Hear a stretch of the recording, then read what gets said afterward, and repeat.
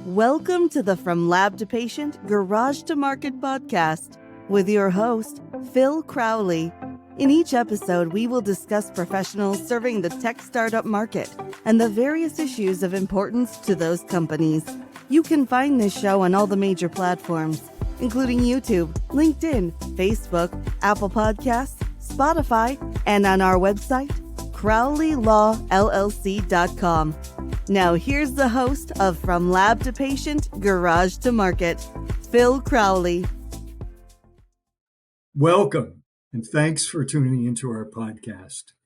We focused on interviewing experts in the life sciences and tech areas who have insights on the process of researching, developing, commercializing great ideas. Ideas like some of those that you may be working on right now. We focus on trying to bring forward people who have practical experience in the area that they can share with you to help you on your journey of entrepreneurship. Today, I'm delighted to have with me Professor Brendan Englot, a member of the faculty of Stevens Institute of Technology in Hoboken, New Jersey, and the director of the Stevens Institute of Artificial Intelligence. Brendan has had a distinguished academic career that he's now expanding further in work on artificial intelligence. And AI is one of those really hot topics. And so I'm really looking forward to having Brendan exchange with me and discuss some of his background and some of the significant areas of development in artificial intelligence today. Brendan, welcome. Thanks, Phil. It's a pleasure to be with you.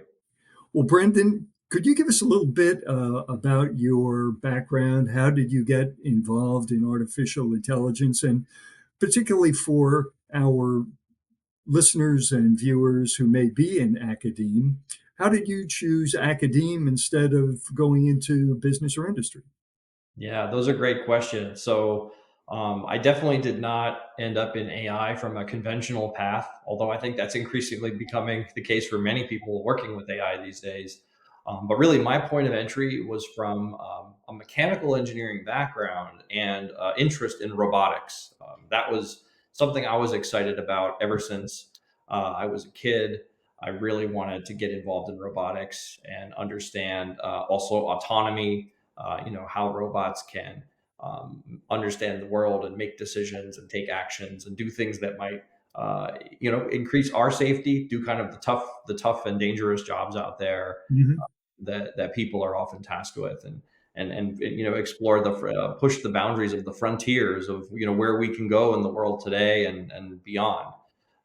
So exploring robotics, increasingly AI has become impactful and has enabled robots to do increasingly intelligent things. It has helped us improve the way that they see the world, the way they understand the world, and also the ways that they can take actions and navigate in the world. So by way of studying robotics, both as an undergraduate, as a master's student, and as a PhD student in mechanical engineering, that kind of brought me to where I am today as a user of AI, but then also as kind of a cheerleader for AI and the many ways that all of our faculty at Stevens are using it in exciting and impactful ways.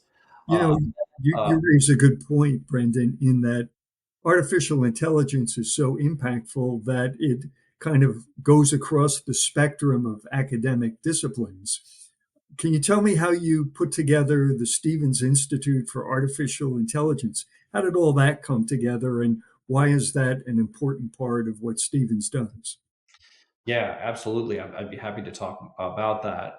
Luckily for me, many of the pieces were already in place, and it was just a matter of trying to leverage and bring together all of the existing talent that we have working in that space. Our AI Institute was actually founded in 2018 under the visionary leadership of Professor Subbalakshmi in our electrical and computer engineering department.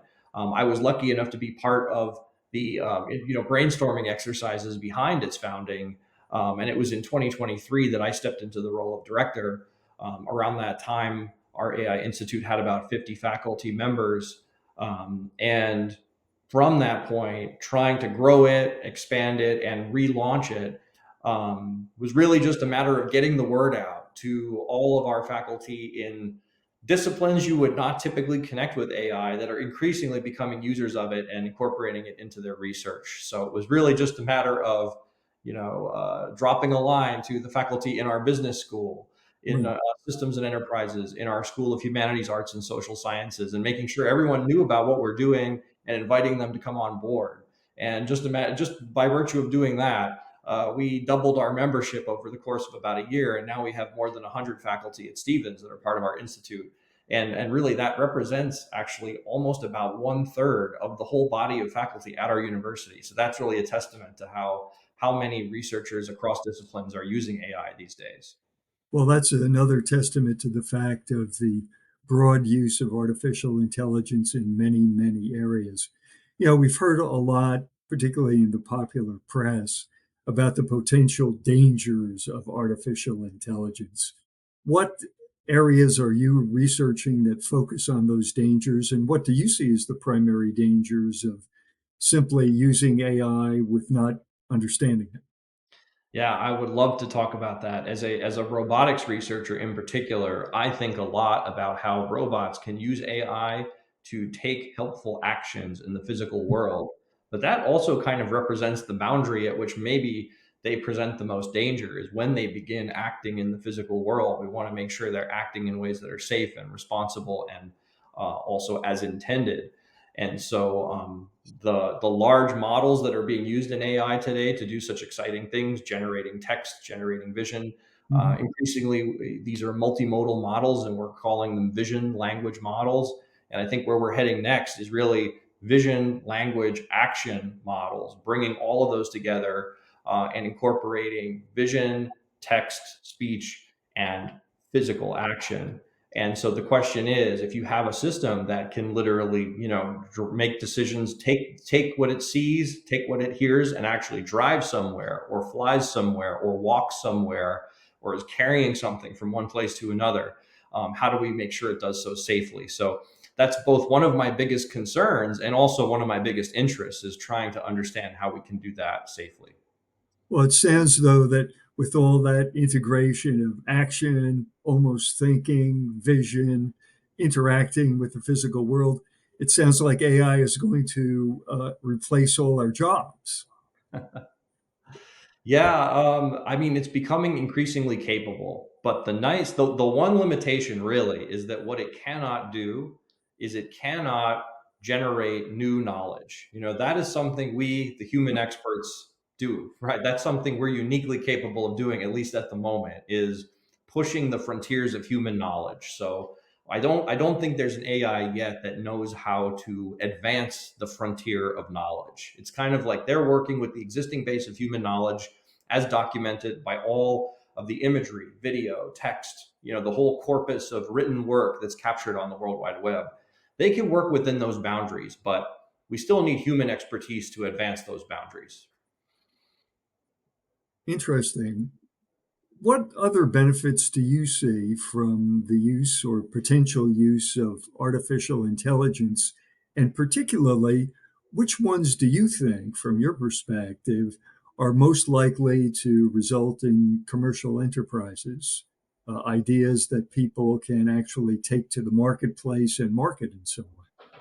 Yeah, that's a great question. Well, I might be a little bit biased in my thinking as a robotics researcher in terms of the tasks that I think are most ripe for commercialization and for AI to really excel at. But in robotics, we have a set of tasks we call dull, dirty, and dangerous, the three Ds. Those are the ones that we're really focused on trying to eliminate the need for humans to expose themselves to risk and danger through those kind of tasks. And that those might be things like diving to the extreme depths of the ocean to operate at an oil drilling site, working in certain types of construction that are highly dangerous, going to outer space, working in different kinds of piloting, applications that might be very risky or dangerous. So I think AI will maybe help us advance robotics technology so that it can become even more reliable at performing those kinds of dull, dirty, dangerous tasks where I think most people would agree if we can automate them, we'll all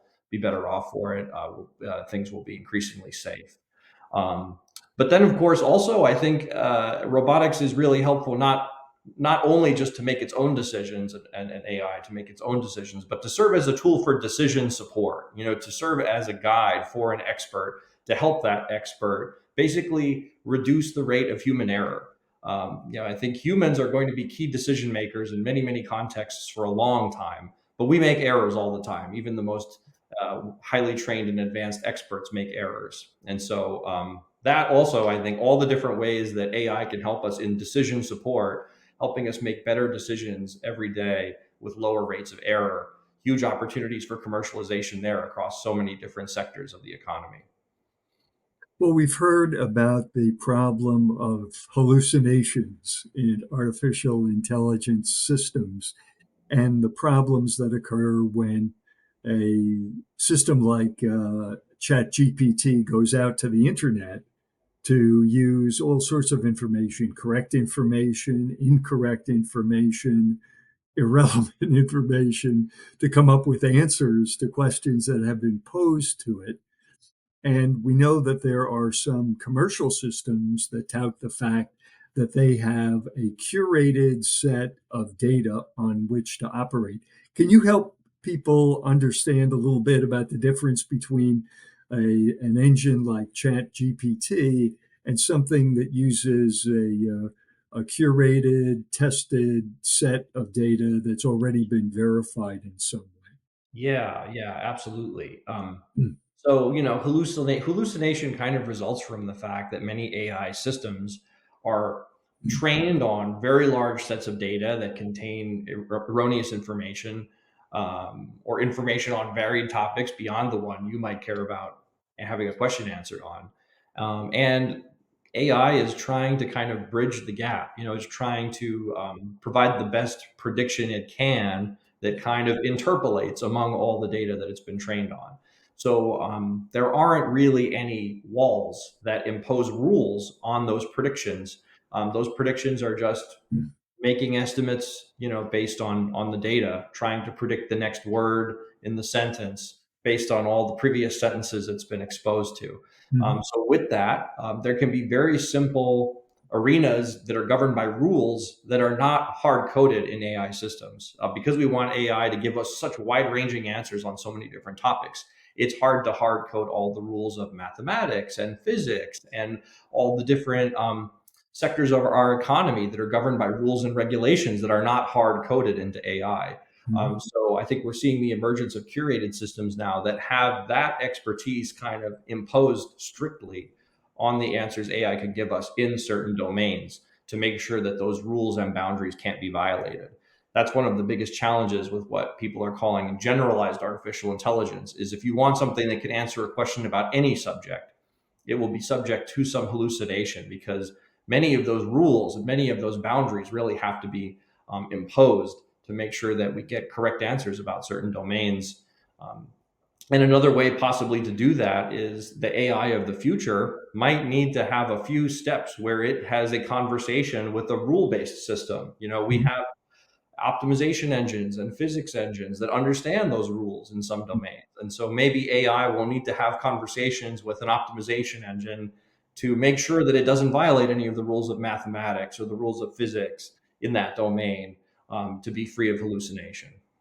That's very interesting. And I have heard in other contexts that the recommendation is to try to focus on tools that are domain specific. I'll give you an example. There was a case, unfortunately, more than one legal case, in which lawyers simply asked ChatGPT to draft a reply brief for a court in a court proceeding. And the ChatGPT did a wonderful job. The brief was very articulate. It cited cases. The lawyers even asked ChatGPT whether or not the citations were correct, and ChatGPT assured them they were. Well, it turns out that the citations that ChatGPT used were fictitious. They were completely made up. You couldn't find them anywhere. And so when opposing counsel tried to understand what was being argued in the brief, they pointed out to the judge that they couldn't find the particular citations, and that some of the cases that actually were in the brief and were cited for one proposition actually didn't support that proposition. And so, after a great deal of discussion and admission by the two lawyers who were involved in this case, the court fined them $5,000 for not having gone back and actually vetted the contact. And so now, when you use ChatGPT or some of these other engines, there is a requirement, or at least an advice, that the results need to be vetted. So Yeah. I think that's a very useful outcome for this. Before Yeah. we continue, though, I'd like to say a word or two about Crowley Law. We are a boutique law firm that's passionate about focusing on helping life sciences and other technology entrepreneurs realize their dreams, to take great ideas from the laboratory to the patient's bedside, or from the garage to the marketplace, to enrich the lives of thousands, or in some cases, even millions of people. As a former physicist, I understand how difficult it is to create new knowledge. And then as a lawyer, I understand the difficulty of navigating the minefield of getting that technology from the laboratory or garage to the marketplace. And we're really focused on helping to protect founders along the way so that at the end of the day, they are in a position to reap the rewards of all the hard work that goes into creating and developing technology. So please take some time, go out to our website, crowleylawllc.com, where you'll see a whole host of free resources that speak about the issues that are relevant for startup and technology companies. And if you're a company thinking about going forward or developing an idea, please contact us at info@crowleylawllc.com. We're here to help, and the sooner we can help you, the greater the protections will be. Thanks. Brendan, getting back to our discussion, one of the areas that has been so vexing for companies dependent upon technology over the past few years has been cybersecurity and ransomware and phishing attacks and cracking into systems. What role does AI have to play in cybersecurity? Yeah, that's a great question. It's becoming as big a concern as it has ever been, if not more so, because of how convincingly any user can now prompt generative AI tools and produce text that might look like it comes from a source that it does not, or imagery, or video, or audio that appear authentic but are in fact fictitious and are being billed as otherwise. So, actually, this is ground that was covered quite well in the recent AI executive order that at least highlights some goals and some priorities. And I think one of the key priorities captured in that was a desire to implement watermarking, to try at least to find ways we can mark AI generated content as such. Disclose it, make sure that any end user, whether that's maybe you are agreeing to a user agreement that was partly created with AI, or you're looking at text or video content that was generated with AI. I think that the need has been identified for every end user to have the knowledge and transparency about when the content they're viewing was AI generated, or maybe in the instances of generating creative works like art, music, and so on. So it's a pressing issue. I think the community is trying to find ways that we can watermark that content, but of course, not all content can be watermarked, and there might still be people who ignore the rules, try to subvert those processes. So I think, as always, it will kind of be an ongoing battle where we will need our very best minds thinking of creative and secure ways that content can be clearly identified. You raise a good point from a legal perspective, Brendan, in that governments try to set up regulatory schemes, and the regulatory schemes are impactful on law-abiding citizens, and so it makes it more difficult for law-abiding citizens to do the work. But sometimes I fear people in government don't understand that criminals are not law-abiding citizens, and if they can find a way to circumvent the regulatory regime, then they will do so. And so you wind up having the lawful, law abiding citizens being burdened with a system that is really very difficult to comply with and subjects them to potential liability and criminal liability in some cases. Whereas the malefactors and other perpetrators, criminals, get off because number one, you can't catch them, you can't find them and identify them on the internet, and then they just disappear into the dark web, not to be seen again. Except it's the law-abiding citizens who make mistakes who then wind up getting fined or taken to court. So it's a conundrum for us lawyers to deal with in dealing with regulatory schemes that surround all of these new technologies. I think that new technologies have been with us since the Industrial Revolution. And getting back to my comment about whether or not artificial intelligence will take away jobs, people have been concerned about that with every technology revolution.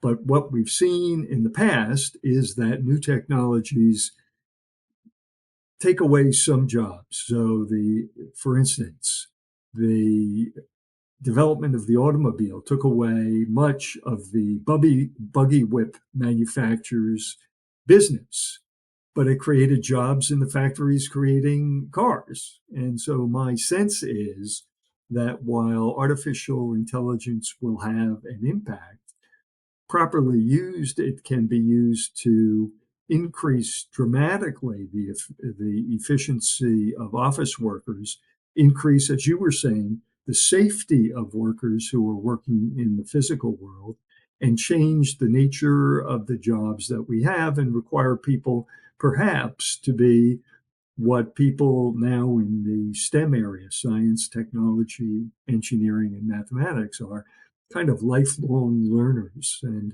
you have to kind of keep up with things. What are your thoughts about that?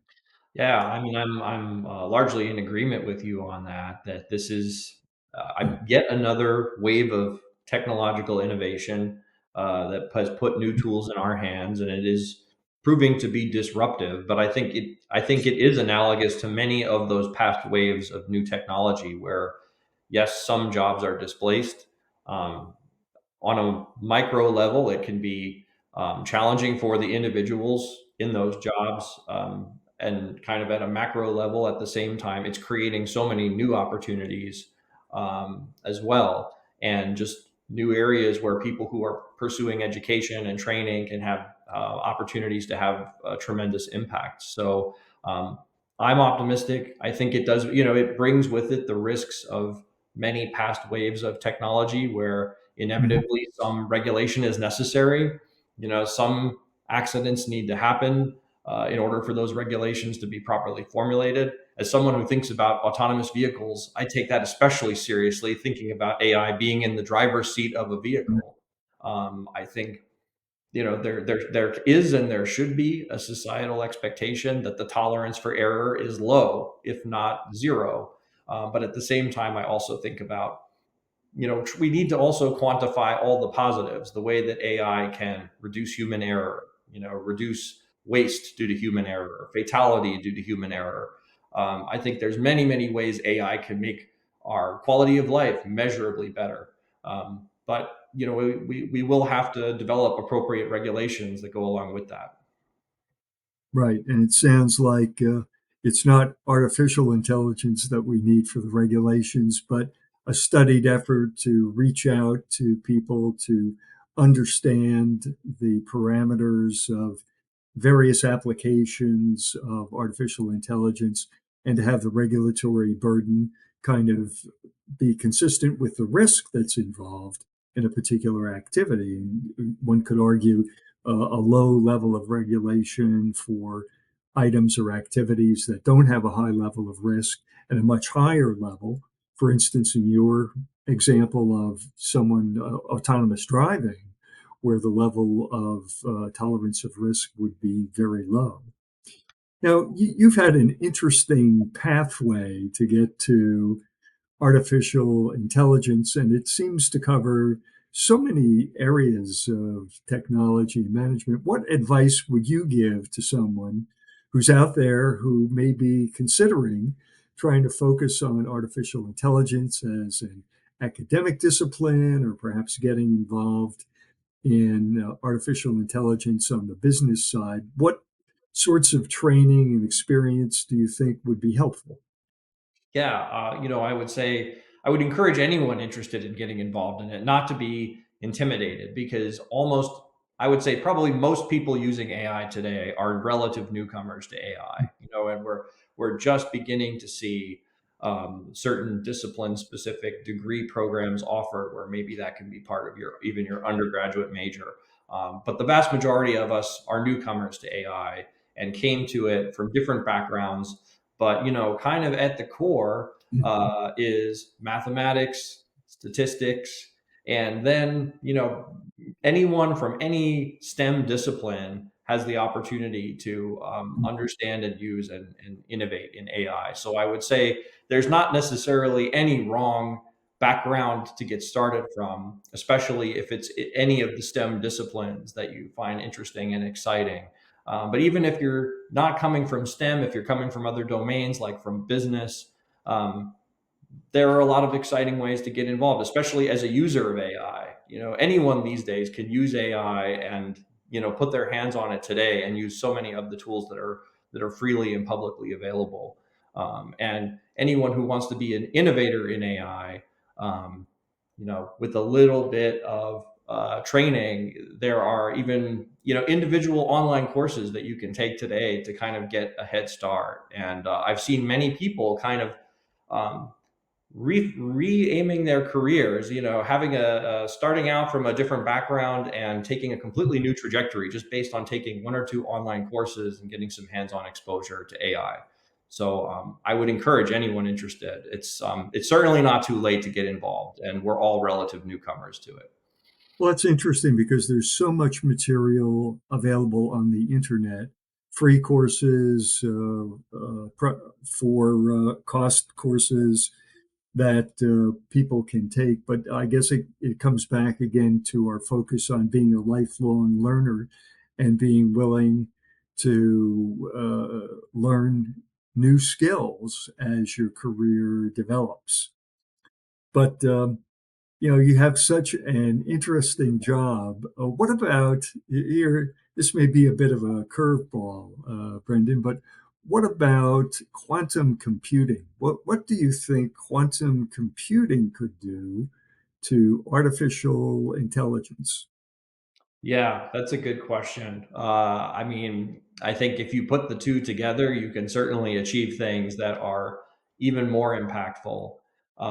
That's a field that I would argue. I mean, even though we've been studying it a long time, it's still in its infancy, perhaps compared to something like AI and machine learning, in Mhm. that the tools that we have access to today, or even that the cutting edge researchers have access to today, are maybe not the tools that will ultimately change the way society works. And there's probably yet another wave of technological innovation waiting to crest that will also leverage quantum computing and bring it together with AI. But it will allow us to accommodate the increasingly shrinking footprint of electronics.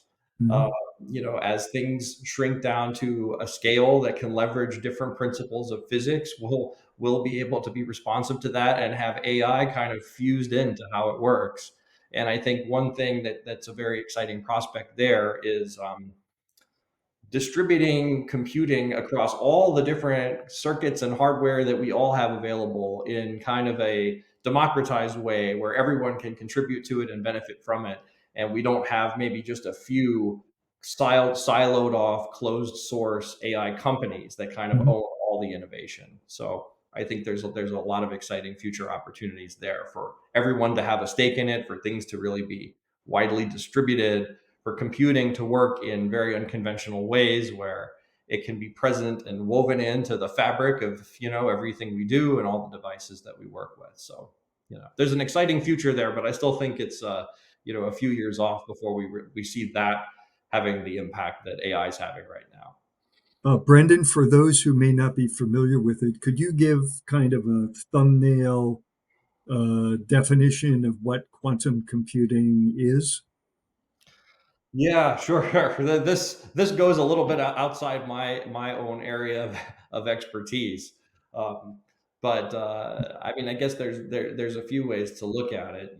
One is um, trying to design algorithms that can be implemented at the quantum scale, where different things in numerical computing are possible. Like one of the um, greatest risks that everyone is concerned about quantum computing is by computing at the quantum scale, we can do some things very, very quickly that traditionally would take extremely long time, like cracking some of the codes that are very important in cybersecurity, like factoring a very large number down to its primes.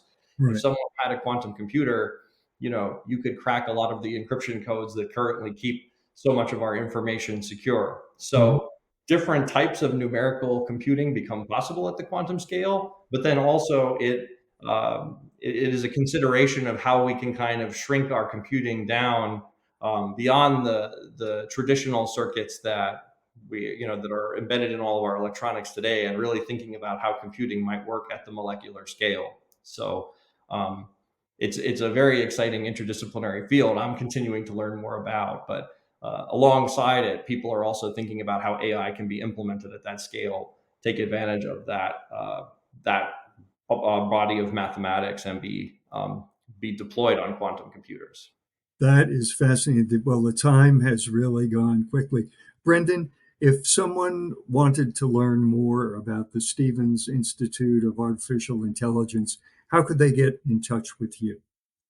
Well, our website is just go to the same website you would to get to Stevens, stevens.edu, and then just /SIAI, and you'll find us, the Stevens Institute for Artificial Intelligence, what we abbreviate it SIAI. You can also just search my name, and you'll immediately find information about my activities at Stevens, including SIAI. And you can see all the exciting stuff going on across the 100 or so faculty that are involved in the Institute. And we also have big goals for the future too, and want to find ways to bring researchers together across disciplines to do impactful things in AI. Brendan, thank you so much. This has been so informative, and I hope that our listeners have found it informative as well. If you have enjoyed this conversation, please subscribe to our podcast channel so that you don't miss any future conversations. And with that, I'd like to say thanks and goodbye. You've been tuning into the From Lab to Patient, Garage to Market podcast with your host, Phil Crowley. You can find this show on all the major platforms, including YouTube, LinkedIn, Facebook, Apple Podcasts, Spotify, and on our website, crowleylawllc.com. If you found this information helpful, please subscribe, like, leave a positive review, and share with others.